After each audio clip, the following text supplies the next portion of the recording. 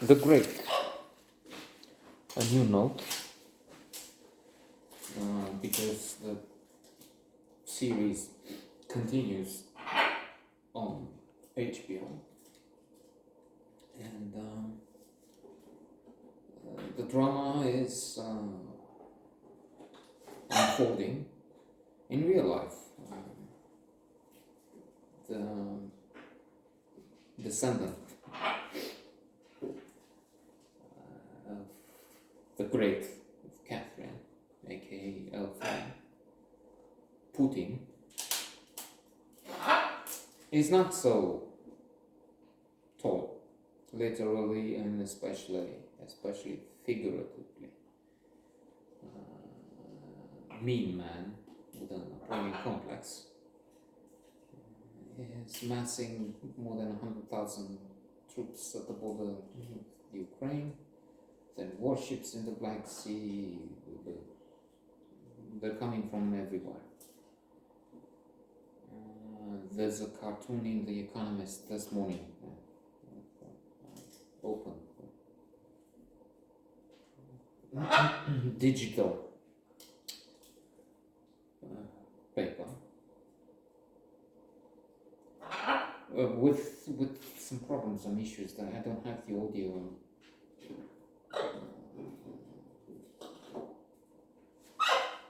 version anymore. So. But anyway, there was a cartoon, and there's Ukraine skating with Europe, I guess, normal size on the ring, but there's a giant bear, massive, like a Godzilla bear.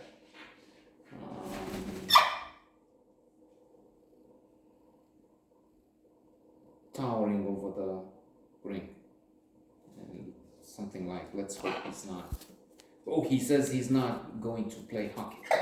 The shadow, the imminence, the power, the threat, angst is all there.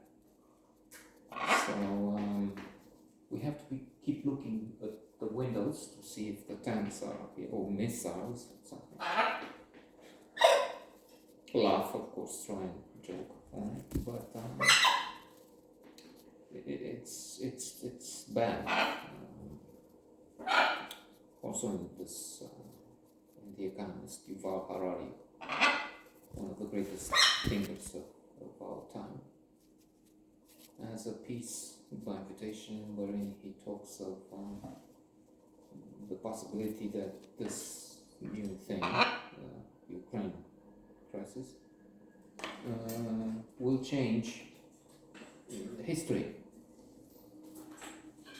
in that for some decades now, after the Second World War, humanity has changed. Leaders no longer speak of war, which had been for centuries the main thing. Peace was just an interval between wars. But war was the object, war was the thing. Budgets were huge for military,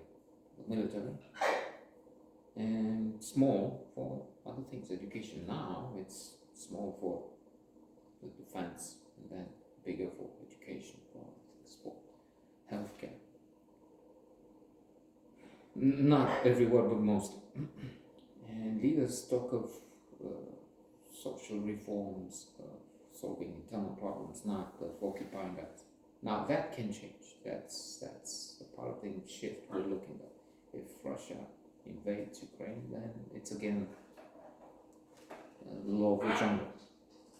The big fish can get the small fish, especially if it gets away with it, which could happen. I mean, sanctions, yes, but again, from The Economist and other sources, but that's one of the most, if not the most reliable one. Russia has a budget of some $500 billion or euros, doesn't matter. I mean, that close. that they can use. Then they were talking now with the China Olympics, the opening and so on. Xi, another dictator, and Putin, friends, and gas that they would not sell potentially if Nord Stream 2 is cut off, and they would sell to China.